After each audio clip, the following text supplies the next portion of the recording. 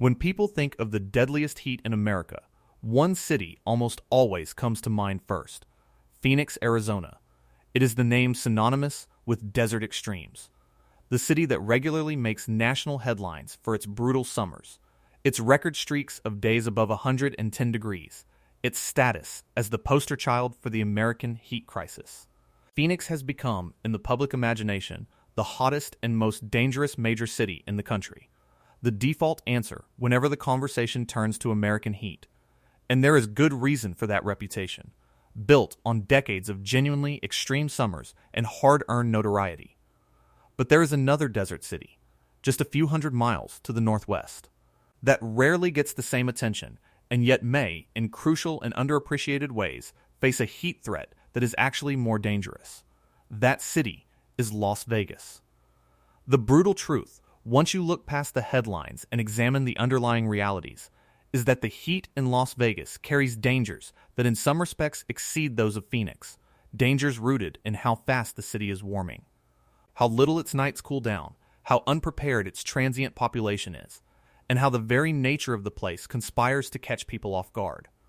This is the case for why Las Vegas heat is more dangerous than Phoenix, and it is a story that deserves to be told, because the reputation gap between the two cities may be leaving one of them dangerously underestimated. To be clear from the outset, this is not to diminish the genuine and severe danger of heat in Phoenix, which is real and deadly and deserving of every bit of concern it receives. Phoenix's heat kills, and the city struggles with it every summer. Rather, the argument is that Las Vegas, so often overshadowed by its more famous neighbor, carries a set of heat risks that are distinct, underestimated, and in several important dimensions more acute, and that the very fame of Phoenix as the hot city may be causing the equally serious, and in some ways sharper, danger of Las Vegas to be overlooked. To understand why, we have to journey through the science of heat, the geography of these two cities, the demographics of who lives and visits there, and the brutal arithmetic of how heat actually kills. Only then does the surprising conclusion come into focus. The fastest warming city in the nation, the first and perhaps most striking piece of the argument lies in the raw pace of warming, because Las Vegas is not just a hot city, it is one of the fastest warming cities in the entire United States. When climate scientists rank American cities by how quickly their temperatures have risen over recent decades, Las Vegas consistently appears at or near the very top of the list, warming at a pace that outstrips almost every other major urban area in the country, including Phoenix. This is a crucial and underappreciated fact because it means that the heat trajectory of Las Vegas is steeper. Its climate changing faster, its future arriving more quickly than in almost any other city. Why does Las Vegas warm so fast? The answer lies in a combination of factors that come together with particular force in this one place. Part of it is the broader warming of the desert Southwest, which is heating faster than many other regions of the country. But layered on top of that regional trend is an intense local amplification driven by the extraordinary growth of the city itself. Las Vegas has been one of the fastest growing metropolitan areas in the nation for decades, exploding from a modest desert town into a sprawling metropolis of over 2 million people in the surrounding valley. That explosive growth has meant a massive expansion of the built environment, the roads, the parking lots, the buildings, the pavement, all spreading across what was once open desert. And as we will explore in depth, that built environment is a powerful engine of local heating, absorbing the sun's energy and radiating it back, warming the city on top of the warming climate. The speed of Las Vegas's growth has in effect supercharged its warming, and the result is a city whose temperatures are climbing faster than nearly anywhere else in America. It is worth understanding just how significant this ranking is. To be the fastest warming, or among the fastest warming, of all the major cities in a nation as large and varied as the United States is not a trivial distinction. It means that out of every metropolitan area in the country, the humid cities of the South, the crowded cities of the coasts, the cities of the plains and the mountains, Las Vegas is heating up more rapidly than nearly all of them. This is a measurable, documented trend, tracked in the temperature records that stretch back decades, and it places Las Vegas in a category of accelerating risk shared by very few.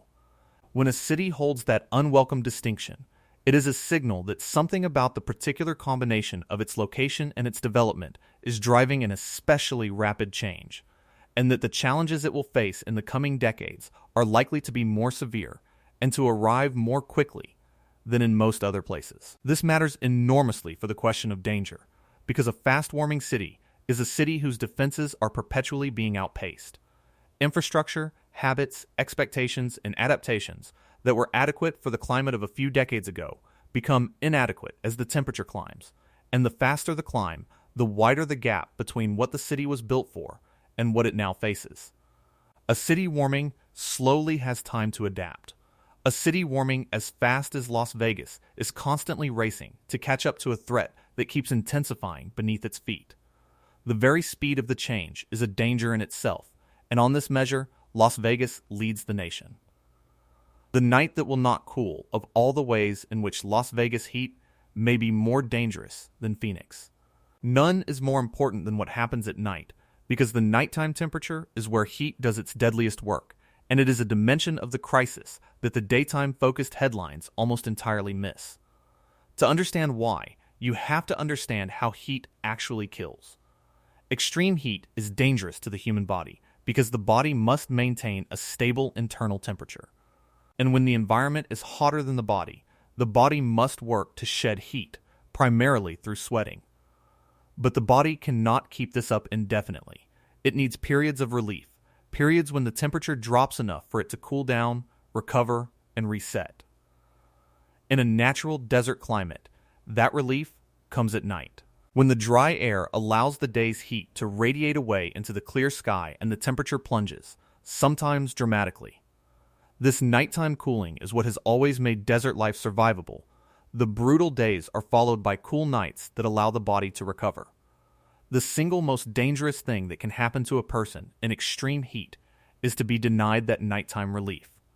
Because without it, the heat load in the body accumulates day after day, never clearing until the body is overwhelmed. It is during prolonged heat waves, when the nights fail to cool, that the death tolls climb, as people who could survive a hot day cannot survive day after day with no relief in between. And here is the crux of the argument. The nights in Las Vegas have been warming even faster than the days, and the failure of the desert night to cool has become one of the defining features of the city's changing climate. As the built environment has expanded and the urban heat island has intensified, Las Vegas nights have grown hotter and hotter, with overnight low temperatures climbing to levels that would have been unthinkable in the past. Increasingly, on the worst nights of summer, the temperature in Las Vegas fails to drop into a range that allows real recovery, staying dangerously warm through the darkness. This loss of the cool desert night is precisely the condition that makes heat most lethal. And Las Vegas has been losing its nights at an alarming rate. If the daytime highs are the headline, the nighttime lows are the killer, and it is on this crucial, under-discussed measure that Las Vegas may be in even more danger than its famous neighbor. A city that has lost its cool nights has lost the very thing that made desert life survivable, and Las Vegas is losing them fast. The concrete desert and the heat it holds. Behind the loss of the cool night lies a physical cause, and understanding it is essential to grasping why Las Vegas heat is so dangerous. The urban heat island. This is the phenomenon by which a city becomes significantly hotter than the surrounding natural landscape, and it is one of the most important and least understood drivers of urban heat danger. It works like this. Natural desert, for all its daytime heat, cools off rapidly at night because the ground and the sparse vegetation release their heat readily to the sky. But a city is not made of natural desert. It is made of asphalt, concrete, brick, and dark rooftops. Materials that are extraordinarily good at absorbing the sun's energy throughout the day and then releasing it slowly, all through the night. A city, in effect, becomes a giant thermal battery, soaking up heat during the day and radiating it back out after dark, keeping the nighttime temperature elevated far above what the surrounding desert experiences. Las Vegas, as a sprawling, rapidly grown city of pavement and buildings spread across the desert floor, has built itself an enormous and powerful heat island. The vast expanses of roads, parking lots, and development that accompanied its explosive growth have created a landscape almost perfectly designed to trap and hold heat, and it is this heat island that is driving the loss of the cool desert nights. During the day, the city's dark surfaces drink in the relentless desert sun. At night, they exhale that stored heat back into the air, so that the temperature never falls as far as it should. The bigger and more paved the city becomes, the stronger the heat island grows, and the hotter the nights become. And because Las Vegas has grown so fast and so sprawling, its heat island has grown correspondingly powerful, turning up the temperature on its own residents night after night in a way that compounds the broader warming of the climate.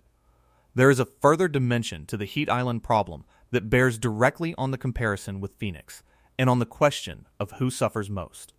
And it concerns the distribution of that heat within the city. The heat island is not uniform. It burns hottest in the densest, most paved over, least green parts of the city, and it is coolest where there is shade, vegetation, and open space.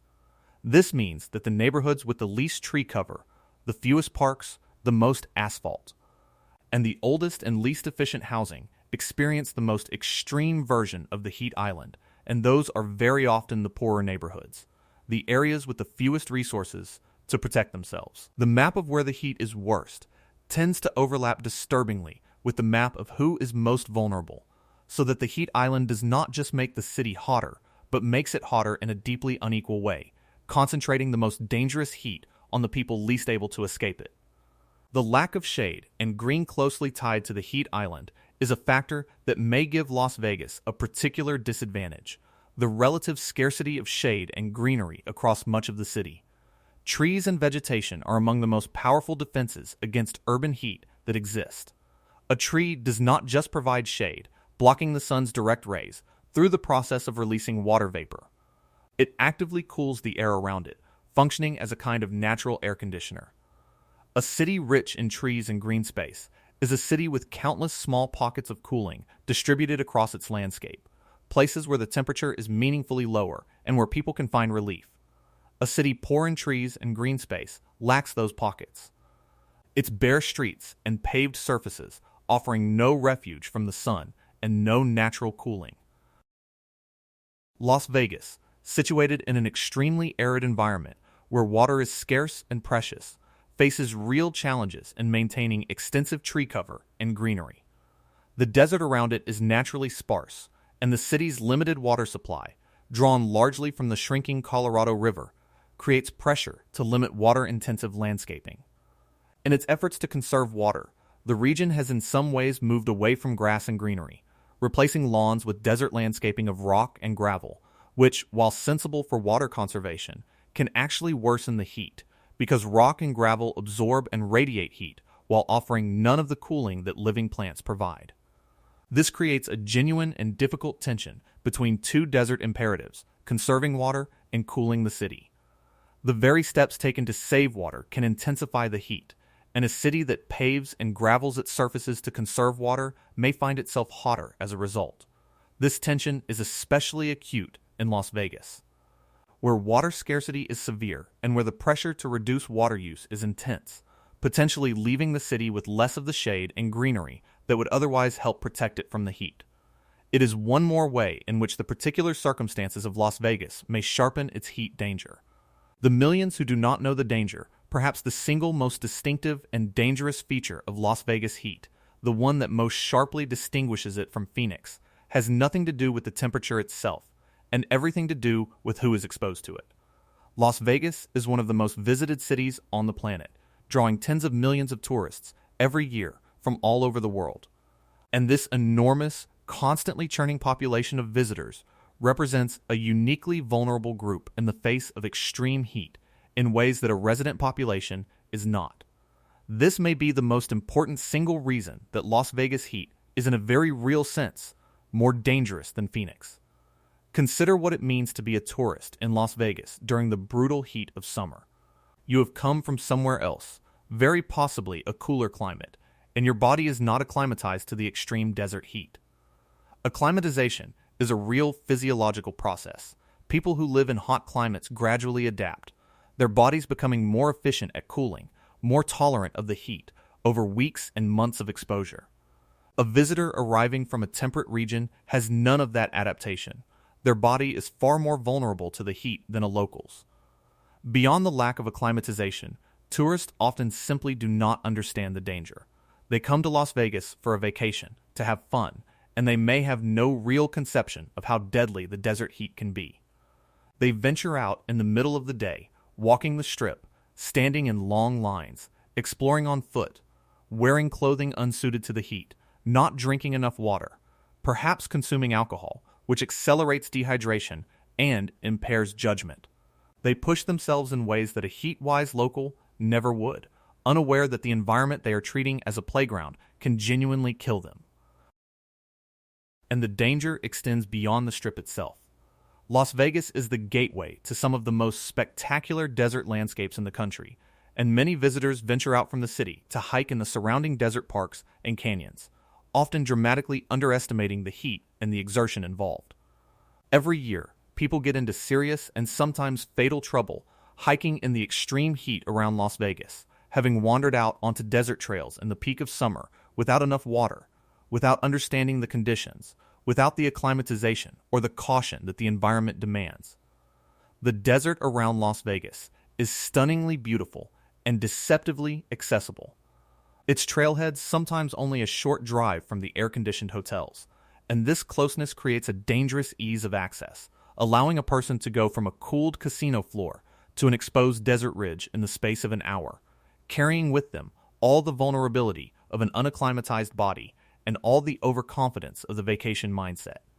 Search and rescue teams in the region are called out repeatedly through the summer to help visitors who underestimated the heat, and not all of those calls end well. The very proximity of spectacular but merciless desert wilderness to a city built for indulgence is a distinctive and deadly feature of the Las Vegas situation.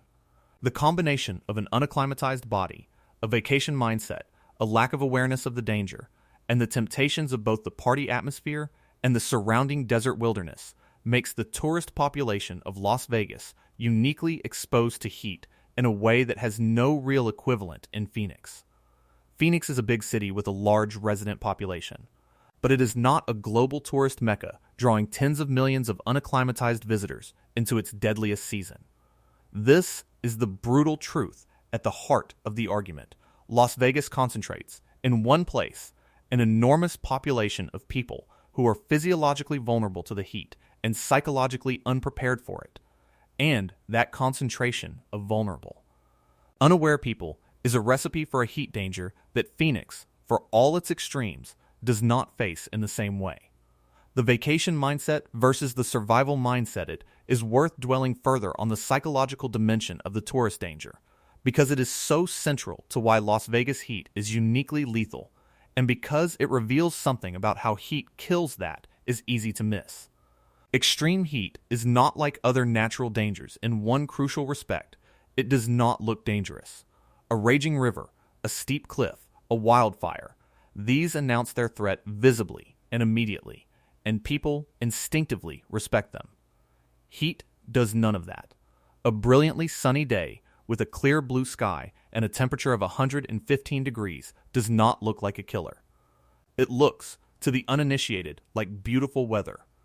And this deceptive quality of heat is precisely what makes the vacation mindset so dangerous. A person who lives in the desert develops what might be called a survival mindset toward the heat. They know from long experience that the summer sun is not to be trifled with. They plan their days around it, staying indoors during the peak hours, moving from cooled space to cooled space, carrying water, respecting the danger even when it does not look dangerous. This ingrained caution is a form of protection, a set of habits and instincts that keep them alive through the deadly season. A tourist has none of this. A tourist is in a vacation mindset, a state of mind oriented toward pleasure, relaxation, and adventure, in which caution is deliberately set aside. The whole point of a vacation is to do things one would not normally do, to indulge, to push limits, to have experiences. And in Las Vegas, that vacation mindset is amplified to an extreme by the very nature of the city. A place designed to encourage indulgence, excess, and the abandonment of ordinary restraint, often lubricated by alcohol and fueled by the desire to make the most of a limited stay. This is the worst possible mindset to bring into a deadly heat environment. The tourist, in the grip of the vacation spirit, does exactly the things that the heat-wise local knows to avoid, and does them precisely because the heat does not look dangerous, and the vacation atmosphere encourages abandon. The result is a collision between a mindset oriented toward pleasure and a physical environment that is quietly lethal, and it is in that collision that the tourist danger of Las Vegas heat truly lies. The city sells an experience of indulgence and escape, and the heat exploits exactly the vulnerabilities that this experience creates.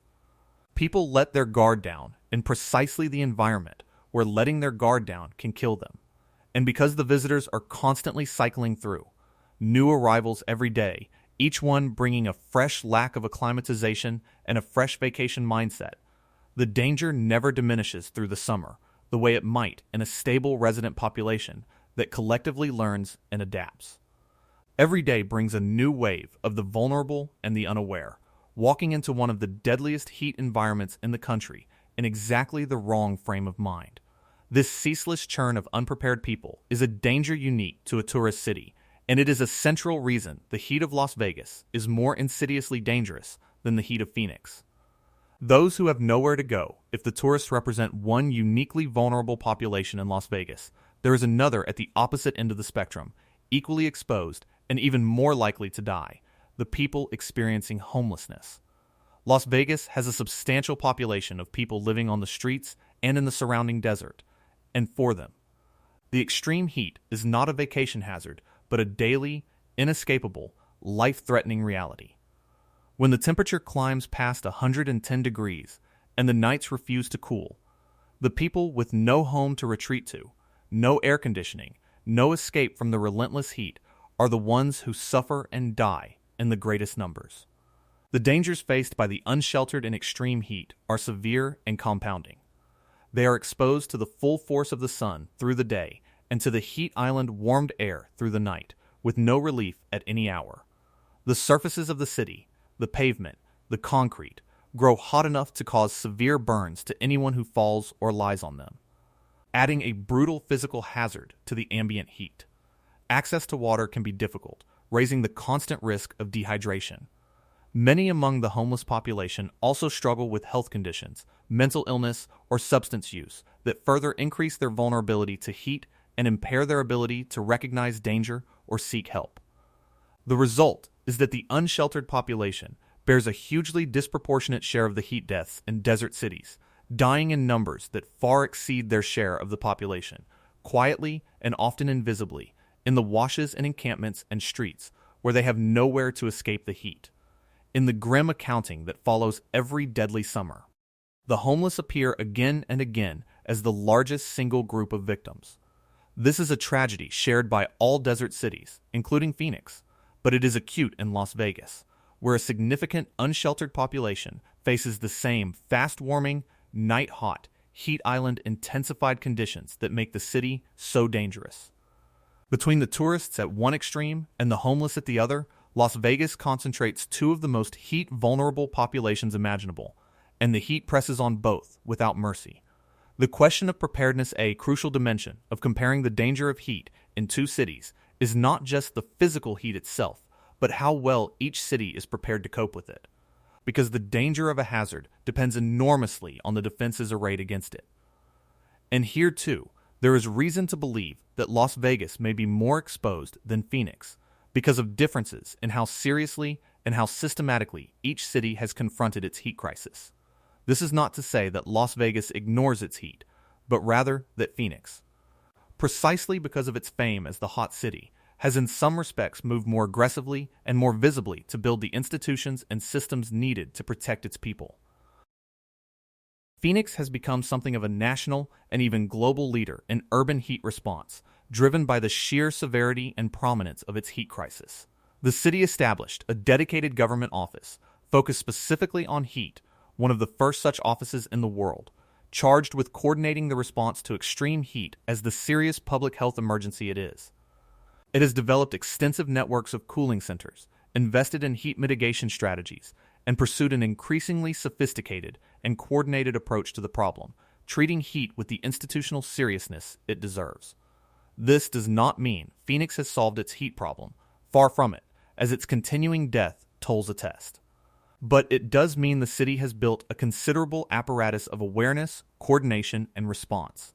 The very fame of Phoenix as the hot city has, paradoxically, become a kind of protection, spurring the attention, the funding, and the institutional development needed to fight the heat. Las Vegas, overshadowed by its neighbor's reputation, may not have developed the same level of institutional focus and public awareness around its heat, and this relative gap in preparedness could leave it more exposed even if its physical heat were identical to Phoenix's. When a danger is famous, it commands attention, resources, and preparation. When it is underestimated, it is met with less. The risk for Las Vegas is that its serious and fast-worsening heat crisis, precisely because it is overshadowed by the more famous crisis in Phoenix, receives less of the attention and preparation that it urgently needs. A city that does not fully recognize the severity of its heat danger is a city less prepared to protect its people from it. And if Las Vegas is underestimating its heat because the spotlight is on Phoenix, then the reputation gap between the two cities is not merely a matter of perception, but a real factor in the danger.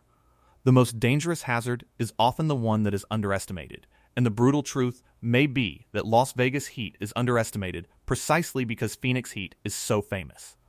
The deadly arithmetic of how heat kills to fully appreciate why the particular features of Las Vegas make its heat so dangerous, it helps to understand in more detail exactly how extreme heat kills the human body, because the mechanisms of heat death illuminate why the specific conditions of Las Vegas, the fast warming, the hot nights, the vulnerable populations, are so lethal. The human body maintains a core temperature within a narrow range, and it has powerful mechanisms for shedding excess heat, but those mechanisms have limits, and when they are overwhelmed, the consequences escalate with terrifying speed. The body's primary defense against heat is sweating. As sweat evaporates from the skin, it carries heat away, cooling the body.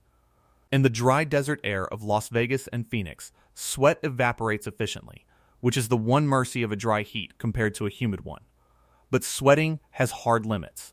It depends on having enough water in the body to keep producing sweat, and in extreme heat, the body can lose water faster than a person replaces it, leading to dehydration, at which point the cooling system begins to fail. As the body loses the ability to cool itself and the core temperature begins to rise, the first stage of heat illness sets in, heat exhaustion, marked by heavy sweating, weakness, dizziness, nausea, headache, and a racing heart. This is the body's warning that it is losing the battle, and if the person can reach a cooler environment and rehydrate, they can usually recover. But if the heat continues and the core temperature keeps climbing past a critical threshold, the body crosses into heat stroke, a true medical emergency in which the temperature rises high enough to begin damaging the brain and the organs directly. In heat stroke, the body's cooling mechanisms have failed entirely. Confusion and disorientation set in, consciousness can be lost. And without immediate emergency cooling and medical care, death can follow within hours. Heat stroke can kill a healthy person, and it kills the vulnerable far faster. Now consider how the specific features of Las Vegas feed directly into this deadly arithmetic. The unacclimatized tourist, whose body has not adapted to the heat, reaches the failure point faster and with less warning than a local would. The vacation mindset leads people to push themselves, to skip the water, to add alcohol, all of which accelerate dehydration and hasten the collapse of the cooling system. The hot nights that fail to cool mean that the body never gets the recovery period it needs, so the heat load accumulates day after day until the defenses are exhausted. The homeless person, exposed around the clock with no relief and often already weakened by illness, is pushed past the threshold again and again. Each distinctive feature of Las Vegas heat, the speed of warming, the loss of the cool night, the vulnerable and unaware populations, maps directly onto a specific mechanism by which heat kills, accelerating the body's path from health to heat exhaustion, to heat stroke to death.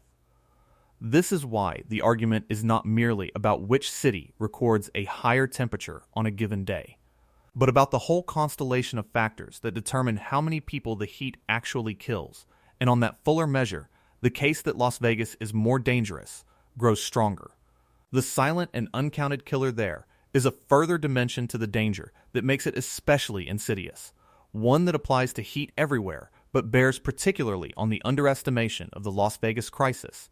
Heat is a silent and often uncounted killer, and its true toll is frequently hidden. Unlike the dramatic disasters that command attention, the hurricanes, the floods, the wildfires, heat produces no visible destruction. It leaves the buildings standing and the streets intact. It kills quietly, mostly indoors or in hidden places, its victims dying alone in overheated rooms or on desert margins, out of sight and out of the news. There is no dramatic footage of a heat wave, and so heat has always commanded far less attention than its lethality warrants, even though it is, by a wide margin, one of the deadliest forms of extreme weather. Compounding this invisibility is the way heat kills. It rarely appears as a simple, singular cause of death. Instead, it pushes vulnerable bodies past the edge, aggravating heart conditions, straining organs already weakened by illness, tipping people with underlying health problems into fatal crises. In the official records, such a death may be attributed to a heart attack or an organ failure, with the role of the heat as the trigger obscured or unrecorded. This means the true toll of extreme heat is systematically undercounted, its danger perpetually underestimated, its victims statistically invisible.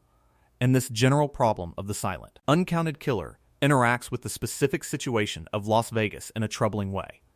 If heat deaths are already prone to being undercounted everywhere, and if Las Vegas heat is already underestimated relative to Phoenix because of the reputation gap, then the true scale of the Las Vegas heat crisis may be doubly hidden. Obscured both by the general invisibility of heat death and by the specific overshadowing of Las Vegas by its more famous neighbor. A danger that is both intrinsically silent and specifically overlooked is a danger that can grow severe while attracting far too little notice, and that may be exactly the situation unfolding in Las Vegas. Water, heat, and the Colorado River account of the dangers facing Las Vegas would be complete without addressing the deep connection between the city's heat and its water, because the two crises are intertwined, and together they place Las Vegas in a uniquely precarious position. Las Vegas sits in one of the driest environments in North America, and it depends for its water overwhelmingly on a single source, the Colorado River, stored in Lake Mead, the great reservoir just outside the city behind Hoover Dam. And that reservoir has been falling for years as the Colorado River shrinks under the combined pressures of chronic overuse and a warming, drying climate. The intertwining of heat and water sharpens the danger in several ways. First, extreme heat drives up the demand for water, for drinking, for cooling systems, for any attempt to maintain the greenery and shade that might help cool the city, at the very time when the water supply is most stressed. Heat and water scarcity thus feed on each other, each making the other worse. Second, the water scarcity constrains the city's options for fighting the heat, as we have seen, creating pressure to reduce the water-intensive landscaping that would otherwise provide cooling, and forcing difficult trade-offs between conserving water and cooling the city. Third, and most fundamentally, the same warming climate that is intensifying the heat is also shrinking the river, so that Las Vegas faces a double squeeze from a single underlying cause, hotter and hotter summers and less water, both driven by the warming of the region. Few cities embody the convergence of the heat crisis and the water crisis as sharply as Las Vegas, sitting in the desert beside a shrinking reservoir under an intensifying sun. This convergence adds a layer of systemic vulnerability that compounds the direct danger of the heat, making the overall predicament of Las Vegas especially acute. Phoenix shares in this water and heat squeeze to a significant degree, but the extremity of Las Vegas's dependence on the single shrinking source of Lake Mead, right on its doorstep, gives the convergence a particular sharpness in the Las Vegas case. The total dependence on the grid, like every modern desert city, Las Vegas survives its lethal summers only through the constant operation of air conditioning, and this creates a profound and dangerous dependence on the electrical grid that is worth examining, because it represents a systemic vulnerability lurking beneath the daily functioning of the city. Air conditioning is not a luxury in Las Vegas.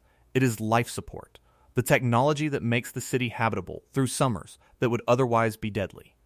And air conditioning requires electricity, vast, continuous quantities of it, especially during the peak of summer when every cooling system in the valley runs at full capacity around the clock. This total dependence on the grid is a hidden fragility. As long as the power flows uninterrupted, the city functions and its people are protected in their cooled interiors.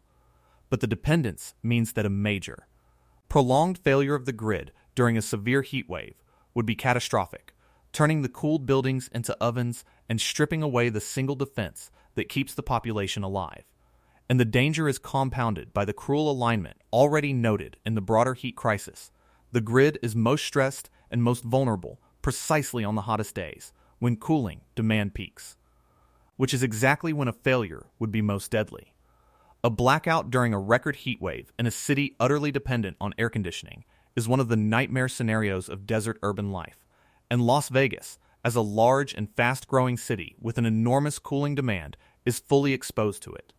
This vulnerability is shared with Phoenix and other desert cities, but it underscores the fundamental precariousness of survival in a place like Las Vegas, where millions of lives depend, every summer, on the uninterrupted operation of a single technological system.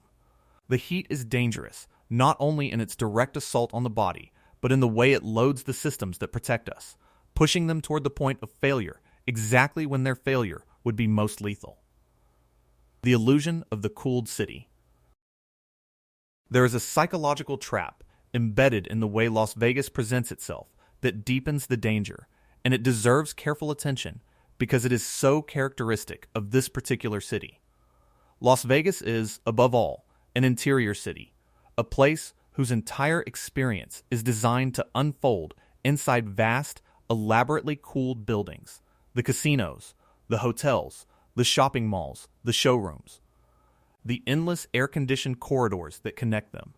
A visitor can spend nearly an entire trip inside these frigid interiors, moving from one cooled space to the next, kept at a comfortable temperature while the desert bakes outside. This creates a powerful illusion, a sense that the heat is a minor inconvenience, something glimpsed briefly through a window or felt for a moment while crossing from one building to another, rather than the deadly force it actually is. This illusion is dangerous because it lulls people into a false sense of security, insulated from the reality of the heat for most of their stay. Visitors may fail to develop any real respect for it, may not grasp how quickly it can turn deadly the moment they step out of the cooled cocoon and into the sun for an extended period. The contrast between the deep chill of the interiors and the ferocious heat outside is so extreme that it distorts perception, making the outdoor heat feel almost unreal, an abstraction rather than a threat. And so when the visitor does venture out, to walk between distant attractions, to wait in a long line, to explore on foot, to hike in the surrounding desert, they may do so with none of the caution the situation demands, their judgment warped by hours spent in artificial cold. The cooled city, in other words, does not just protect people from the heat, it hides the heat from them, obscuring its danger and undermining the very caution that might keep them safe. This is a subtle but real way in which the specific character of Las Vegas, its identity as an interior, air-conditioned wonderland, actively contributes to the danger of its heat by concealing the threat behind a veil of manufactured comfort. Phoenix, a more ordinary city of homes and offices and daily life, does not cultivate this same illusion to the same degree. The very design of the Las Vegas experience, engineered to keep visitors comfortable and indulgent, works against their awareness of the deadly environment that surrounds them. The round-the-clock city, another distinctive feature of Las Vegas that bears on its heat danger, is its round-the-clock, 24-hour nature, a characteristic that sets it apart from nearly every other city and interacts with the heat in dangerous ways. Las Vegas is a city that never sleeps, its casinos and entertainment venues operating at all hours. Its visitors kept in a state of perpetual activity that deliberately blurs the distinction between day and night.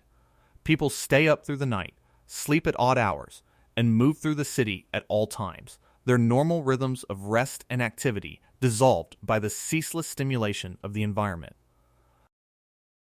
This dissolution of the normal daily rhythm interacts with the heat in a particularly troubling way when combined with the loss of the cool night. In a normal pattern of life, people are active during the day and rest at night, and in a healthy desert climate, the cool of the night provides both physical relief and a natural period of recovery. But in Las Vegas, where the nights no longer cool and where the round-the-clock culture keeps people active and awake through those hot nights, the natural protective rhythm is doubly disrupted. Visitors caught up in the 24-hour whirl may be out and active during the dangerous overnight hours that are no longer cool, exerting themselves, dehydrating, consuming alcohol, all while the heat that never broke continues to press on their bodies. The exhaustion and disorientation that come from disrupted sleep and around-the-clock activity further impair judgment and the ability to recognize the warning signs of heat illness. The city's relentless, sleepless energy, which is central to its appeal, thus becomes another factor that heightens the heat danger, keeping people exposed and active at hours when they should be resting and recovering, in an environment where the night no longer offers the relief it once did. The very thing that makes Las Vegas, its refusal to stop, its erasure of the boundary between day and night, works against the human body's need for rest and recovery in the face of relentless heat. The explosive growth and its consequences. We have touched on the rapid growth of Las Vegas as a driver of its warming. But the consequences of that growth for the heat crisis run deeper and deserve fuller exploration, because the explosive expansion of the city shapes the danger in multiple ways. Las Vegas has been, for decades, one of the fastest-growing metropolitan areas in the United States. Its population multiplying many times over as people poured into the valley, drawn by jobs, affordability, and the booming economy of the entertainment and tourism industries. This growth has transformed a small desert town into a vast metropolitan sprawl of well over 2 million people, and that transformation has profound implications for the heat. The first and most direct consequence is the one already discussed: the massive expansion of the built environment, the endless spread of pavement and buildings that creates and intensifies the urban heat island, driving up temperatures and especially warming the nights. But the rapid growth has other consequences as well. It means a constant influx of new residents, many of them arriving from cooler climates, who are not acclimatized to the extreme heat and who may not initially understand its dangers, adding a population of vulnerable newcomers to the vulnerable tourists. It means the continual construction of new infrastructure that may or may not be designed with the intensifying heat in mind, locking in patterns of development that will shape the city's heat exposure for decades. It means enormous and growing demand on the water and power systems that the city depends on to survive its summers, straining those systems even as the heat that drives the demand intensifies. And it means that the city is perpetually expanding into new desert, spreading its heat-trapping footprint ever wider. The explosive growth of Las Vegas, in short, is not just a driver of its warming, but a multiplier of its vulnerability across many dimensions, continually adding people, pavement, and demand to a system already straining under the heat. A city growing this fast in a climate warming this fast is a city whose exposure to heat danger is compounding on multiple fronts at once, and that compounding vulnerability is a central part of why the Las Vegas heat crisis is so serious and so underappreciated. The workers behind the spectacle. There is another population in Las Vegas whose exposure to the heat deserves attention, one that falls between the tourists and the homeless, and that is essential to the very functioning of the city. The enormous workforce that keeps the tourism machine running, much of which labors outdoors or in conditions of significant heat exposure. Behind the gleaming spectacle of Las Vegas stands a vast army of workers, the people who build and maintain the ever-expanding city, the landscapers and construction crews, the parking attendants and valets, the delivery drivers, the outdoor staff of the resorts and attractions, the workers who keep the pools and the grounds and the endless outdoor spaces functioning through the brutal summer. For these workers, the extreme heat is not a vacation hazard or an occasional exposure, but a daily condition of their livelihood, faced hour after hour through the deadliest months. The dangers faced by outdoor and heat-exposed workers are severe and well documented across all hot regions, and they are acute in a place like Las Vegas. A worker laboring through the heat of the day, exerting themselves physically, is generating additional heat within their own body even as the environment bombards them from outside, a combination that can overwhelm the body's cooling capacity with frightening speed. The pressure to keep working to meet the demands of the job can lead workers to push past the warning signs of heat illness, to skip the breaks and the water and the shade that might protect them, especially when the economic stakes are high and the work is precarious. The construction that accompanies the city's relentless growth puts large numbers of workers directly in the sun through the hottest months, and the sprawling outdoor operations of the tourism industry keep many more exposed. This working population, essential to the city yet often among its more economically vulnerable residents, bears a heavy and under-recognized share of the heat burden, laboring in the deadly environment so that the spectacle can continue. Their exposure is a further dimension of the human toll of Las Vegas heat, a reminder that beneath the vulnerable tourists and the desperate homeless there is also a workforce facing the heat every day as the price of keeping the city alive. The deceptive comfort of dry heat, a persistent and dangerous myth, surrounds desert heat, one that applies to both Las Vegas and Phoenix, but that interacts with the tourist dynamics of Las Vegas in a particularly hazardous way. The idea that a dry heat is somehow gentle, that because the desert lacks the oppressive humidity of other climates, its heat is more comfortable and less dangerous. This notion, often expressed in the reassuring phrase that it is a dry heat, contains a kernel of truth wrapped around a dangerous falsehood, and understanding it is important to grasping how the heat catches people off guard. The kernel of truth is that dry heat does allow the body to cool more efficiently through sweating, because in dry air sweat evaporates readily, carrying heat away, whereas in humid air the sweat cannot evaporate as easily and the body's cooling is impaired. In that narrow sense, a given temperature does feel somewhat less oppressive in dry desert air than in humid air. But the dangerous falsehood is the conclusion that dry heat is therefore safe or comfortable, because at the extreme temperatures of a desert summer, dry heat is emphatically deadly. When the temperature climbs well past 110 degrees, the efficiency of sweating is overwhelmed by the sheer intensity of the heat. And the very efficiency of evaporation that makes dry heat feel more bearable also means the body is losing water at a tremendous rate, often without the person fully realizing it, because the sweat evaporates so quickly that the skin may feel dry rather than drenched. This is one of the insidious traps of dry heat.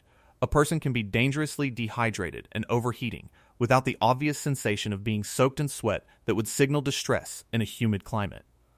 The heat feels manageable right up until the moment the body's defenses collapse. For the unacclimatized tourist, already inclined to underestimate the danger, the myth of the comfortable dry heat is a potentially fatal deception, encouraging exactly the casual exposure and inadequate hydration that lead to heat illness. The dryness that makes the desert heat feel less oppressive is precisely what makes it so treacherous, hiding the body's mounting crisis behind a deceptive sense of comfort until it is too late. Comparing the two cities fairly having laid out the many ways in which Las Vegas heat may be more dangerous than Phoenix, it is important to step back and make the comparison fairly, acknowledging the ways in which the two cities are similar and the ways in which Phoenix, too, faces extreme and deadly heat, so that the argument is understood in its proper context. The claim is not that Phoenix heat is mild or that its dangers are not real. The claim is more subtle and more interesting than that. Both cities are large desert metropolises facing severe and worsening heat. Both depend on air conditioning and threaten water supplies. Both have vulnerable populations and intensifying urban heat islands. And both record deadly summers that kill significant numbers of people.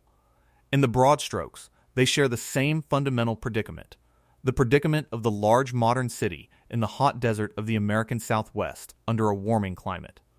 The argument, rather, is that within that shared predicament, Las Vegas possesses a particular constellation of features that, taken together, may make its heat more dangerous in ways that are underappreciated precisely because Phoenix so dominates the public conversation about desert heat.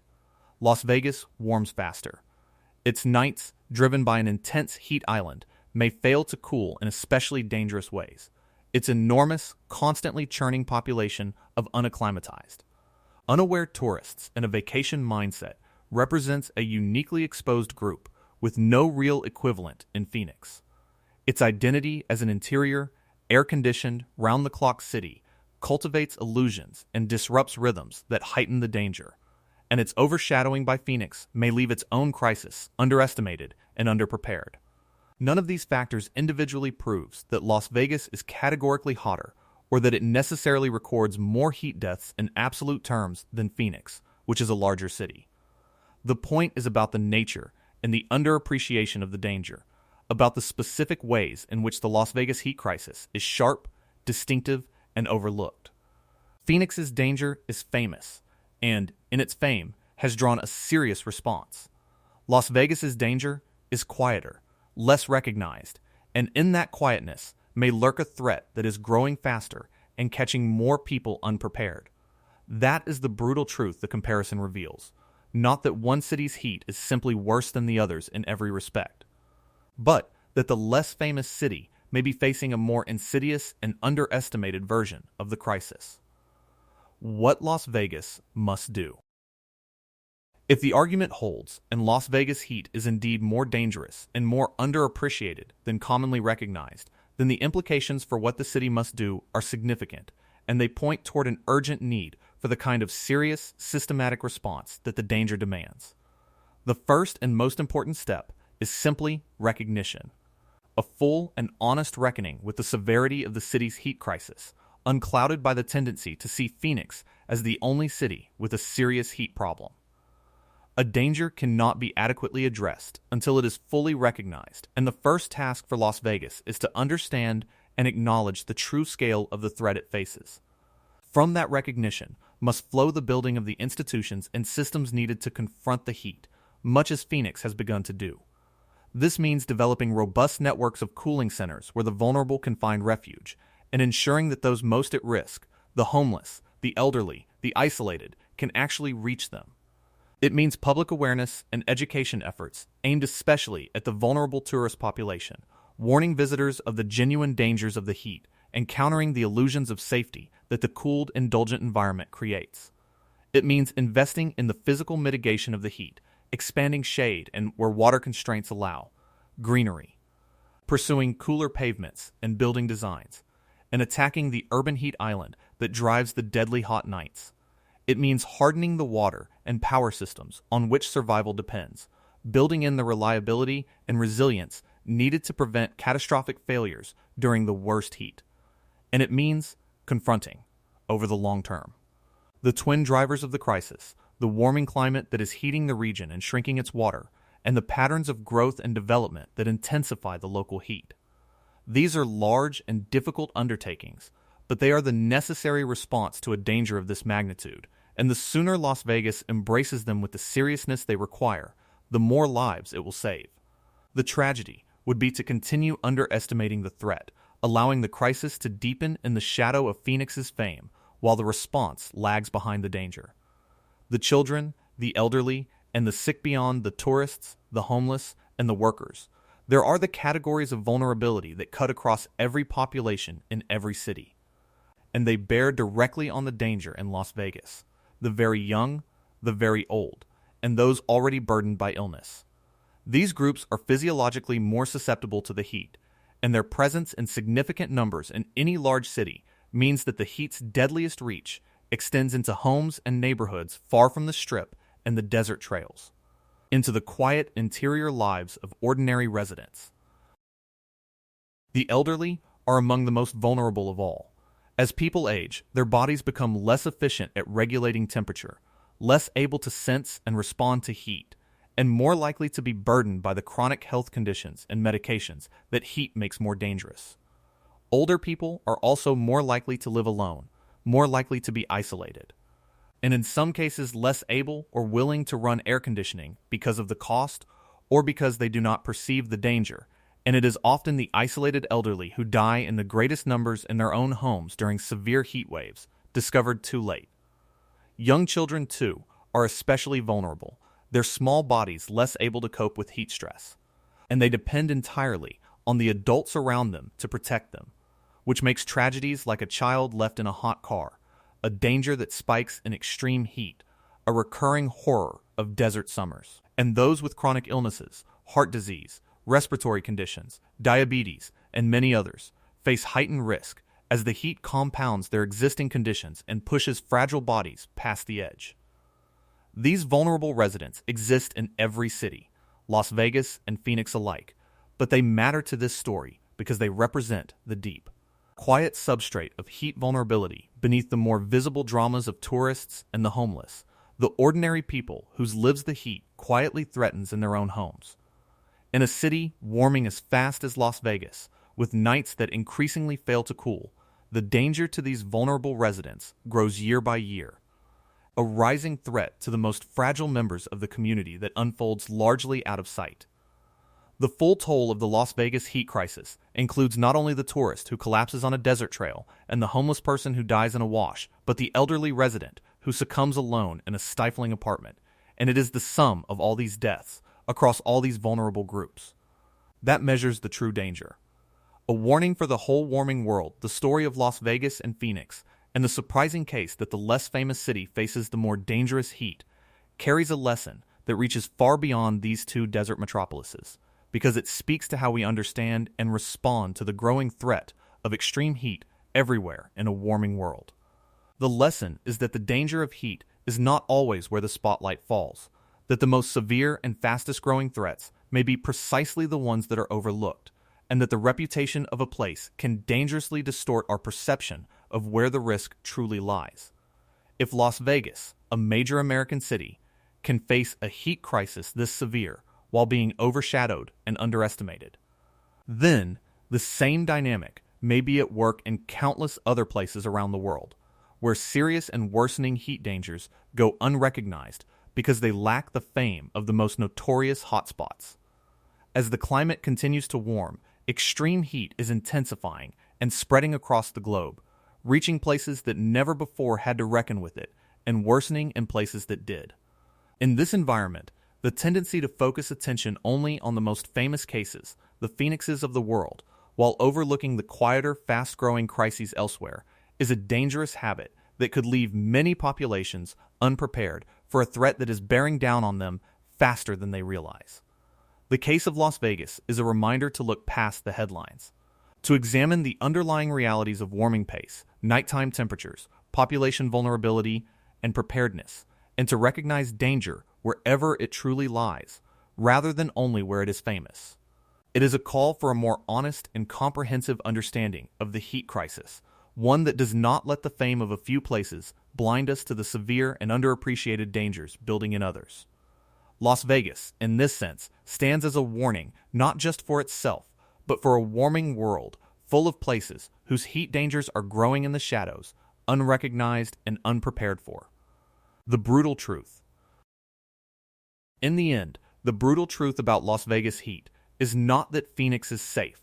Phoenix is not safe, and its heat is genuinely and severely dangerous. The brutal truth is that Las Vegas, so long overshadowed by its famous neighbor, faces a heat crisis that is in crucial respects more dangerous, more insidious, and more underestimated than the one that dominates the headlines. It warms faster than almost any city in the nation. Its nights, driven by a powerful and growing urban heat island, are losing the cool that once made desert life survivable, and losing it fast. Its enormous, ceaseless flood of tourists brings into the deadliest season a population uniquely vulnerable to the heat and uniquely unprepared for it. Lulled by the illusions of a cooled and indulgent city and swept up in a vacation mindset that leads them to take fatal risks. Its homeless population, exposed around the clock with nowhere to escape, dies in grossly disproportionate numbers, and its outdoor workers labor in the deadly sun to keep the spectacle alive. Its identity as an interior, sleepless, air-conditioned wonderland hides the danger and disrupts the rhythms of rest that the body needs to survive, and its overshadowing by Phoenix may leave its crisis under-recognized and its response underdeveloped, a dangerous gap in a city warming this fast. None of this is cause for fatalism, and none of it is fixed. The danger can be recognized, the response can be built, the lives can be saved. But only if the true nature of the threat is understood and confronted with the seriousness it demands. The first step is to look past the reputation, past the assumption that Phoenix is simply the hot city and Las Vegas merely a place of lights and entertainment, and to see the brutal reality clearly, that in the desert northwest of Phoenix. A great city is warming faster than almost anywhere in America, losing its cool nights and drawing millions of unprepared people into an increasingly deadly environment, all while the world's attention is fixed elsewhere.